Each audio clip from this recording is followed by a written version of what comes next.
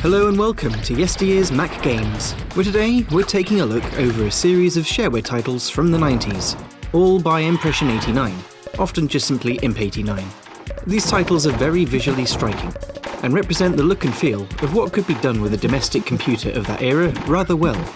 It really did remind me of a lot of the digital art that Mac format readers used to send into the magazine for inclusion on the cover disc. While graphics in later years got more advanced and realistic as technology and software improved, this heavily textured style of 3D shapes, with all sorts of designs within them, sort of died out. And it's a shame. I quite liked it. Anyway, I said these games were by Imp89, so who or what is that? Well, I think it's a group of programmers from Switzerland. I say group because another group, Lane, stylized with a 1, that hosts some of the downloads of the games, refers to our friends, so plural. The games were released between 1995 and 2000, and will most likely be pronounced completely wrong by me, so sorry in advance. These are BonYx, RotYx, Grotic, BreakIn, and the unfinished demo, Blown Eye. So, enough pre-blurb, let's jump right into BonYx. This is essentially a tile matcher which has been tipped over onto its side. Push the blocks from the right and make a new row of however many the particular level has specified underneath. Bricks are removed if they're all of the same type. If they aren't, they simply rejoin at the bottom, pushing everything else up. A small tab gradually lowers down from the top that the stacks of tiles cannot pass. So a really interesting little concept here which needs forward planning and cunning. All of the blocks keep the visuals interesting with an animation, and the sound effects, though not plentiful, do add a bit of charm. Sounds almost like we're feeding the blocks to something sinister. There's also a music track, but I turned it off. It was just a plinky-plonky piano thing.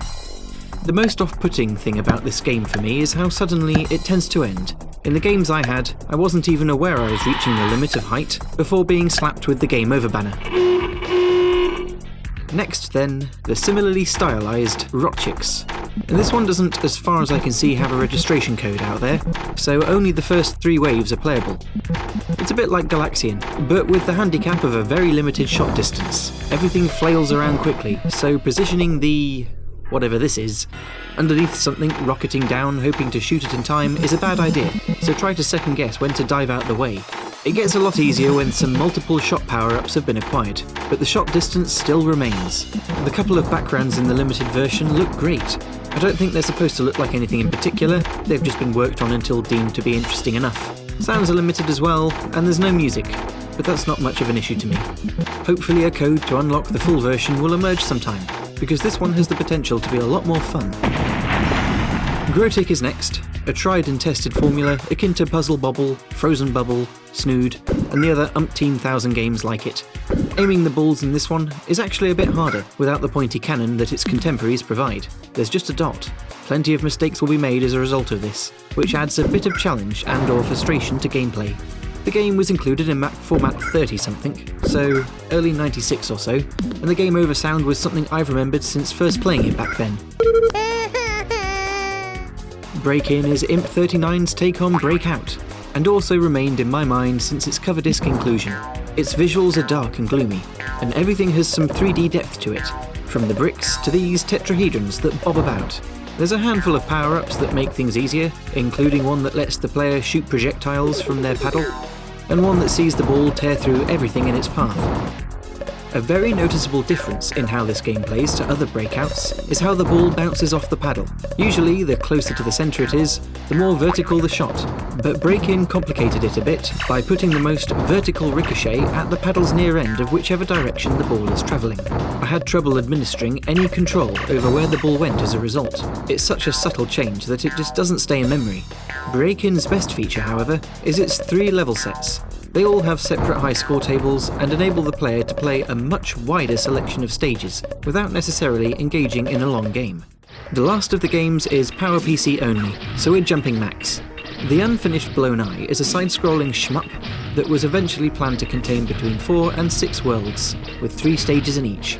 This preview from 1996 gives a taste of what it's like, with Imp89's typical look and feel. Controls are a bit odd.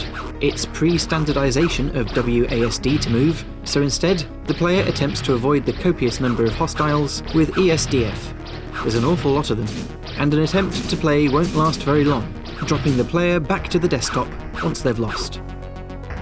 A later build exists on the website of Lane, but was unfortunately compressed with OS X, which breaks Classic macOS resources if it attempts to move them. A few people out there know how to fix it, I'm not one of them, so one quick message later to that Ben who runs Macintosh repository, and we're ready to roll. On a semi-related note, that's where you can find all the game's downloads. Links in the video description. So what does this build from 2000 contain? Well, there's more than one level for starters, and some power-ups, and another world that's playable, and it doesn't quit after every run. It's still obviously unfinished though. The interface is missing all sorts and the stages are still stupid difficult. It's a real shame this one never made it through to completion, but with the date on this release being 4 years after the preview, the project probably started to drag, and at a guess, everyone in Impression89 probably left university and got jobs and whatever other sort of commitments divert away from this sort of thing. This concludes the look through the games of Imp89 then, or at least the ones that I'm aware of. I think they're all worth a try, although enjoyment and mileage is going to vary from person to person. For more videos on classic Macintosh shareware, freeware, and retail games, check out the rest of my channel. Pop your thoughts in the comments, or on the Twitter, @YYSMG, and I'll see you next time. Thanks for watching.